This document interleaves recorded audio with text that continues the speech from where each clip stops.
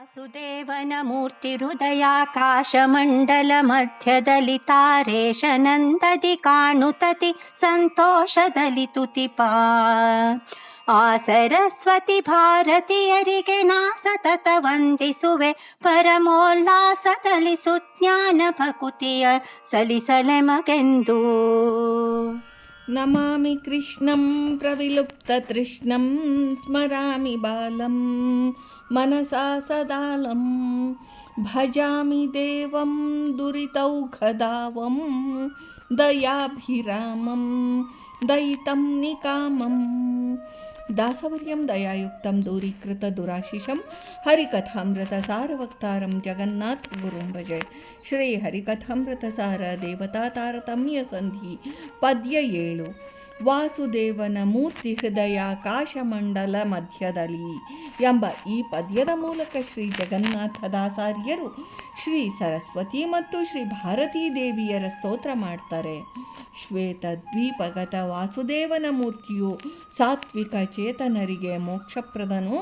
ಶ್ರೀ ಸರಸ್ವತಿ ಮತ್ತು ಶ್ರೀ ಭಾರತೀ ದೇವಿಯರ ಉಪಾಸನಾ ಮೂರ್ತಿ ಶ್ರೀ ವಾಸುದೇವನು.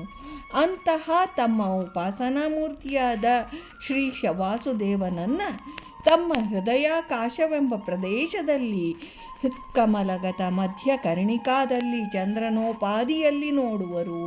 ತಾರಾ ಎಂದರೆ ನಕ್ಷತ್ರಗಳು, ತಾರೇಶ ಎಂದರೆ ನಕ್ಷತ್ರಾಧಿಪತಿಯಾದ ಚಂದ್ರನೆಂದರ್ಥ. ಚಂದ್ರ ಪ್ರಕಾಶದಂತೆ ಬಿಂಬನ ಅಭಿವ್ಯಕ್ತಿ ಅವರಿಗೆ. ಚಂದ್ರನೋಪಾದಿಯಲ್ಲಿ ಅಭಿವ್ಯಕ್ತನಾಗುವ ಆ ವಾಸುದೇವ ಮೂರ್ತಿಯನ್ನು ನೋಡ್ತಾ ಆನಂದೋದ್ರೇಕದಿಂದ ತಮ್ಮ ಬಿಂಬಮೂರ್ತಿಯನ್ನು ಕೊಂಡಾಡ್ತಾ ಸ್ತೋತ್ರ ಮಾಡ್ತಾ ಇದ್ದಾರೆ ಶ್ರೀ ಸರಸ್ವತಿ ಭಾರತೀ ದೇವಿಯರು.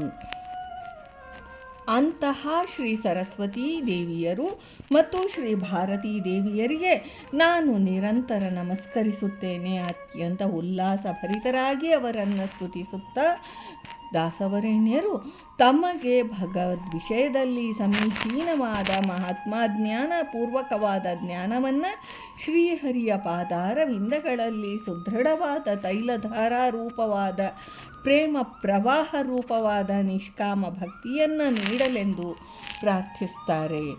ಶ್ರೀ ಸರಸ್ವತಿ ದೇವಿಯರು ಸುಜ್ಞಾನಪ್ರದರು, ಭಾರತೀ ದೇವಿಯರು ಭಕ್ತಿಗೆ ಅಭಿಮಾನಿಗಳು.